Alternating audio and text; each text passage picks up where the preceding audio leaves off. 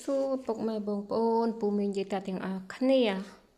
មកធ្វើម្ហូបជាមួយនាងខ្ញុំបងប្អូននាងខ្ញុំថ្ងៃហ្នឹងមកធ្វើចំហុយត្រីបងប្អូនហើយយើងបំពងខ្ញីសិនបងប្អូនបំពងខ្ញីឲ្យក្រៀមបងប្អូនយើងដាក់ខ្លាញ់ក្តៅហើយយើងចាក់ខ្ញីចូលបងប្អូនហើយខ្ញីយើងក៏បានក្រៀមហើយយើងមានខ្ទឹមបារាំងហើយនិងខ្ទឹមក្រហមបងប្អូនយើងឆាចុះឆាឡើងឆាចុះឆាឡើងឲ្យវាឈ្ងុយឲ្យខ្ទឹមនឹងវារែងក្រហមហើយទន់ហើយបងប្អូនមានពេញប៉ោះតែមួយទៅបានហើយបងប្អូនហើយនឹងទឹកស្អ៊ីវអាហ្នឹងចំហុយត្រីខ្ញីជាមួយទឹកស្អ៊ីវបងប្អូនរសជាតិឆ្ងាញ់ខ្លាំងណាស់បងប្អូនអើយរបៀបហ្នឹងប្រៃនាងខ្ញុំគាត់ចូលចិត្តណាឲ្យតែត្រី snapper ក៏យកមក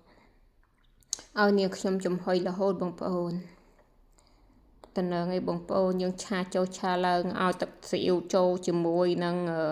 នេះហើយយើងចាក់ត្រីនាងខ្ញុំមានមួយក្បាលបងប្អូនហើយត្រីហ្នឹងខ្ញុំ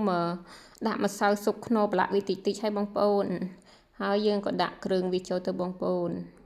យើងដាក់វាពីលើចឹងទៅហើយចំហុយទៅ30នាទីទេបងប្អូនបើបងប្អូនគិតថា30យូរ25នាទីក៏បានដែរប៉ុន្តែនាងខ្ញុំចំហុយ30នាទីបងប្អូនពូខ្ញុំដាក់ភ្លើងរឹមតែអញ្ចឹងណាបងប្អូនតំណឹងណាបងប្អូនអើយជាតិហ្មងណាបងប្អូន